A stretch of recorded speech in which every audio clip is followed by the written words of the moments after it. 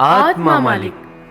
आध्यात्मिकतेकडे जाताना देहाशी तादात्म्य केल्यामुळे इतरांकडून मान प्राप्त करण्यास आपण अतिशय उत्सुक असतो. परंतु मी म्हणजे शरीर नाही हे जाणणाऱ्या परिपूर्ण ज्ञानी मनुष्याच्या दृष्टीने शरीराशी संबंधित मानापमान हा निरर्थक आहे. अहिंसा या शब्दाचा अर्थ सामान्यपणे शरीराची हत्या न करणे असा घेतला जातो. परंतु वास्तविकपणे इतरांना दुःखात न टाकणे म्हणजेच अहिंसा आहे. अज्ञानामुळे एकंदर लोक देहात्म बुद्धीमध्ये फसलेले असतात, म्हणून ते निरंतर संसारिक दुःखे भोगत असतात. मनुष्य आध्यात्मिक ज्ञानप्राप्तीच्या स्तराप्रत उन्नत होत नाही तोपर्यंत तो हिंसाच करत असतो. मनुष्याने इतरांकडून होणारा अपमान सहन करण्यास शिकले पाहिजे. जेव्हा तो आध्यात्मिक ज्ञानामध्ये प्रगती करण्यास संलग्न होतो तेव्हा इतरांकडून भरपूर अपमान होतो. हे अपेक्षितच आहे, कारण भौतिक प्रकृतीची रचनाच अशा पद्धतीने करण्यात आलेली आहे. आध्यात्मिक ज्ञानामध्ये प्रगती करण्याच्या मार्गात अनेक अडथळे येतील, तरीही आपण सहनशील असले पाहिजे.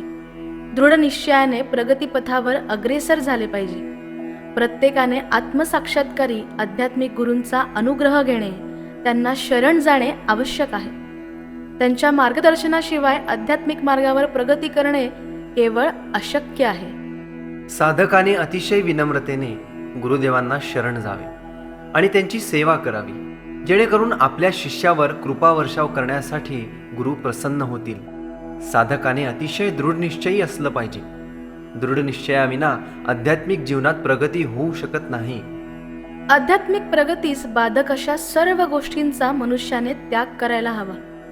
इंद्रिये इतकी प्रबळ आहेत की ती इंद्रियोपभोग घेण्यासाठी सदैव उत्सुक असतात.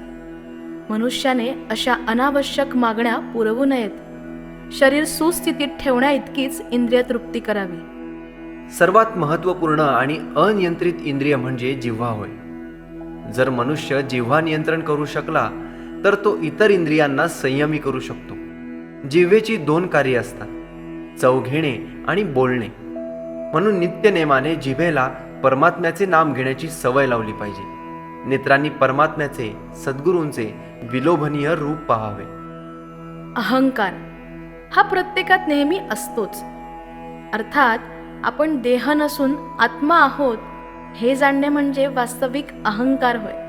मिथ्या अहंकार हा निंद्य आहे, पण खरा अहंकार निंद्य नाही. वेदांमध्ये म्हटले आहे, अहम ब्रह्मास्मी, मी ब्रह्म आहे. हा अहंभाव आत्मसाक्षात्काराच्या मुक्त अवस्थेमध्येही असतोच. हा अहंभाव म्हणजेच अहंकार आहे.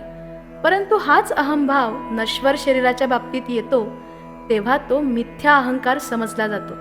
जेव्हा हा अहंभाव सत्यत्वाच्या संदर्भात येतो तेव्हा तो वास्तविक अहंकार होय.